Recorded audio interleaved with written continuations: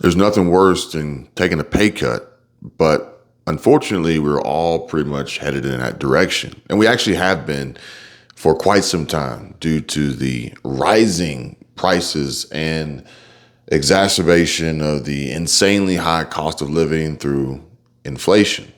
But now we are seeing yet another blow to income and people getting desperate as far as what they're going to do and how they're going to mitigate this situation, how they're going to survive and get by, prepare for this income paycheck SHTF moment of literally trying to keep their heads above water and make it paycheck to paycheck, avoiding all the potential catastrophic and negative circumstances that would ensue if their money were to run dry. Now, we are seeing a 5% pay cut across the board in 90 days or less, specifically for a certain group of people, as well as expectations of a reduction in Social Security and people holding on for hope that there could potentially be a positive outlook.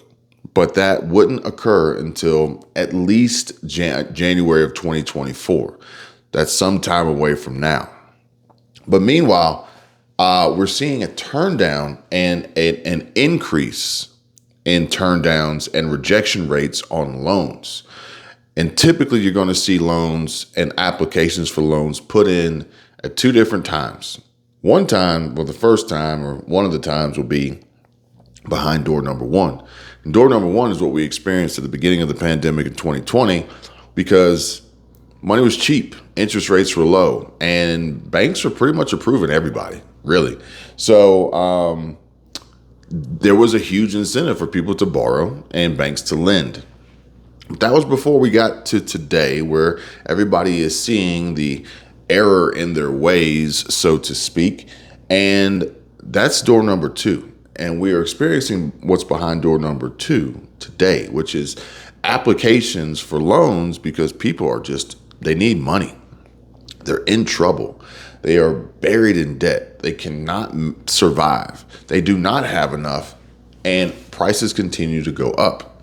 The biggest problem with door number two is if you're borrowing money because you don't have money, that's a big problem because ultimately you have to repay that money.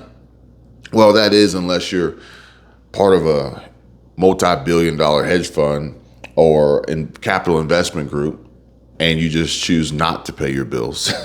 But we'll save that conversation and discussion for another video. Now, we've got economists and experts coming on different publications and mainstream media and stating that they are cautiously optimistic that we can manage a soft landing here. Now, I'm going to say that 99% of the people watching this video are probably not in the same financial category as these analysts and economists and experts and CEOs and investors and hedge funds managers and stockbrokers and traders. And odds are 99% of people watching are not in that category. And the term cautiously optimistic basically means things are not going to be good. We don't know how bad they're going to be or when they're going to get as bad as they could possibly be. But we also don't want to cause too much panic amongst the general population in public. So we're going to say cautiously optimistic. Yeah. Read between the lines here, folks. More inflation ultimately is what they're saying we will see later this fall. And that is what the Fed is worried about. Expectations of November rate hikes are possible, which would mean that we would see a rise in interest rates yet again. And for anybody who's trying to manage a credit card balance that they cannot seem to pay off, well, another interest rate hike would just make that even more difficult to do. Real earnings. Now, they say that real earnings are effectively positive, technically, real earnings against real headwinds. And they give analogies of how airplanes land in headwinds. They do it all the time. Sailboats even sail into headwinds, depending on how you jigger the mast, is what they say. Great analogies, but at the end of the day, 99% of people watching this video don't know what headwinds are, but they feel them all the time. And the headwinds are essentially pay cuts, rise in interest rates, this cautiously optimistic soft landing, higher prices at the grocery stores, shortages experienced at home because they don't have the money necessary to buy the necessities that they need. So they also mentioned Social Security payouts and student loans.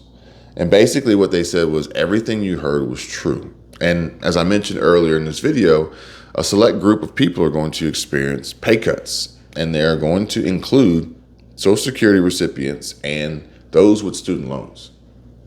And effectively, student loan or anyone or any person who has student loan debt is effectively going to experience at least a 5% pay cut because they're going to have to start repaying their loans back. So the grace period there of this CARES Act and student loan payment pause is coming to an end, and essentially they want their money. So anyone who wasn't paying student loans here recently, about on average 5%. So expect a 5% pay cut because more of your income is going to be going to making those payments. And we cannot leave out those who are on strike. Now, granted, those who are on strike will ultimately, eventually, hopefully get paid and potentially improve their situations overall. But outside of the currently most talked about in the news is the Screen Actors Guild, SAG. Outside of the roughly 160,000 that are protected by union contracts, there are so many more who are not, who are a little bit further down the line. This is the spillover, is what they describe it as, that will ultimately hit in August. Okay, so not too long from now, in August. And this is going to be before the Fed meets next in September. Expectations of cooling as the numbers and reports come in for July, but there's still some time before those numbers ever come out. Okay, so there's expectations of cooling, which is going to be, tagging along with this cautiously optimistic headline. But there's always a but. Expectations of heating up towards the end of the year and focus on increase in medical costs. So if a 5% hit wasn't enough on student loans, now you have to factor in a rise in medical costs with, get this, major cuts on Social Security are back on the table. And this was just 2 days ago that they put this up. And it says that a group of Republican lawmakers aims to balance the federal budget and slash government spending by targeting programs like Social Security. And some seniors could see a major reduction in lifetime benefits if the plan makes it into law.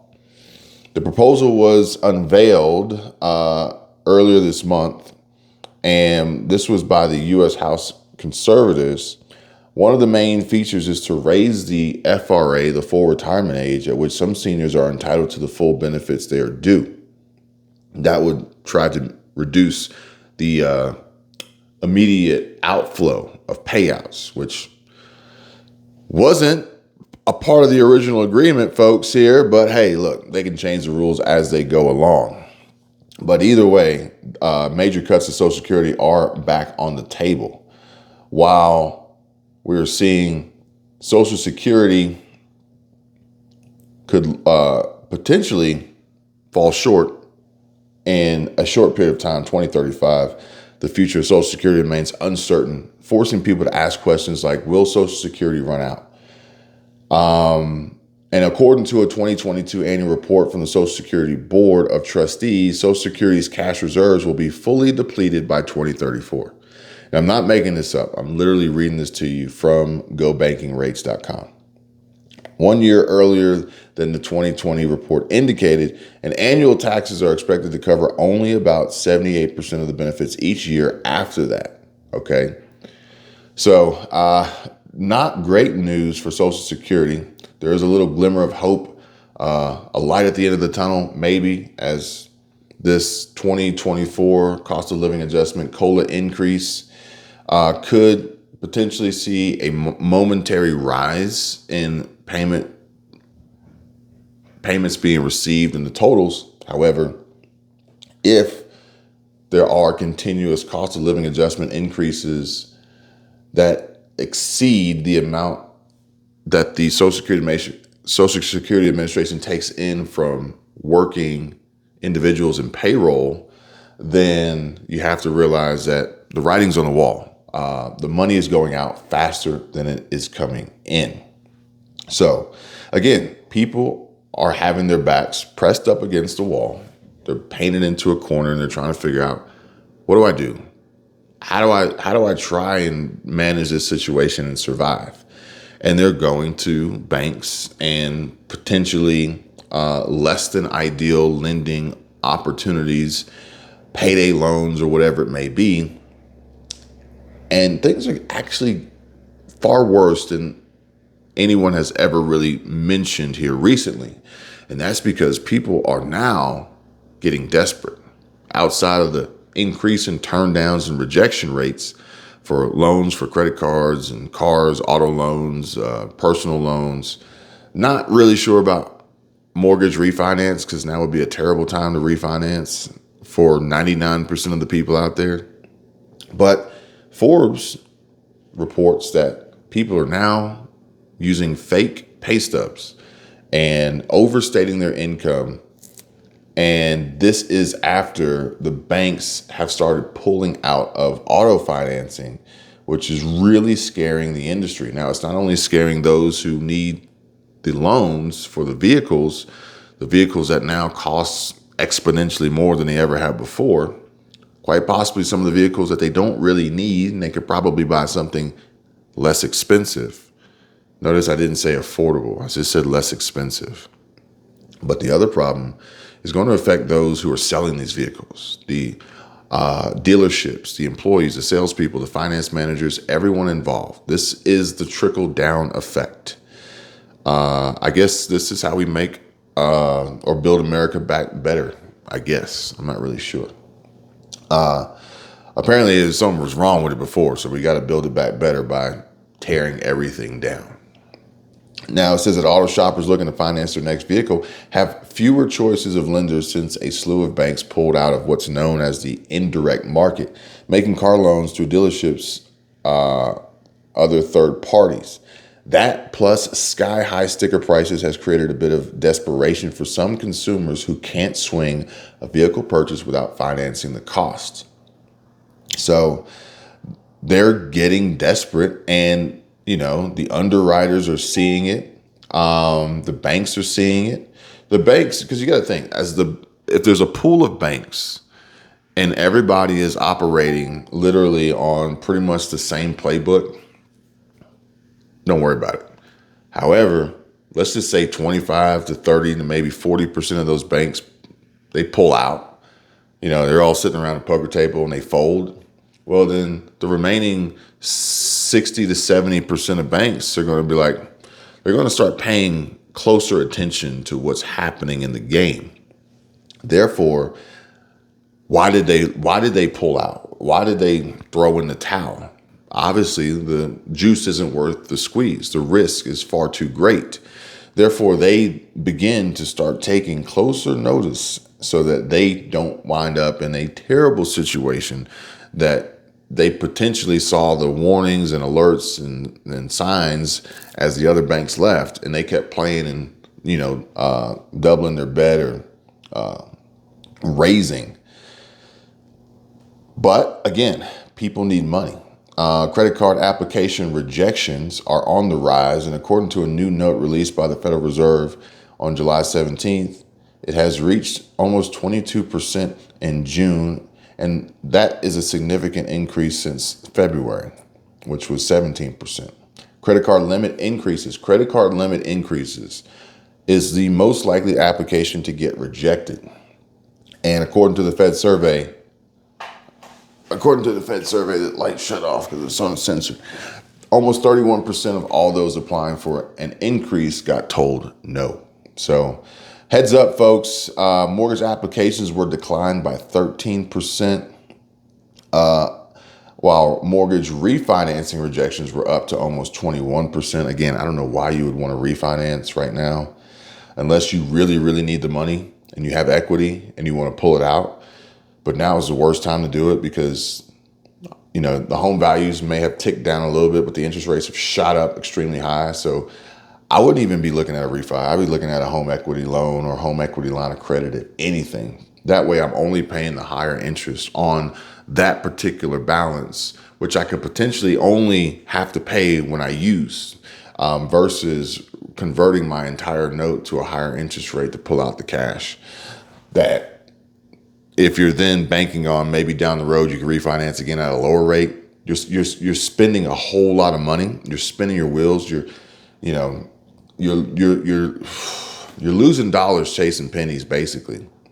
And it's just a terrible situation to be in. But this is the situation that we are in now and ultimately have been forced into because of some of the actions and decisions that have been made by those in control, in power, those in Washington, on Capitol Hill. Some of these extremely wealthy elites and businesses and corporations. And this extends beyond the borders of this country. This is a global epidemic, really a financial epidemic, which is why I stress so much about doing all you can to secure yourself and your family financially. Now, we got a lot more to discuss, but I don't want this video to be 30 minutes. So I'm just going to end it here. If you guys made it this far, please smash that like button. Consider subscribing to the channel. And I'll see you guys real soon. Take care. Bye.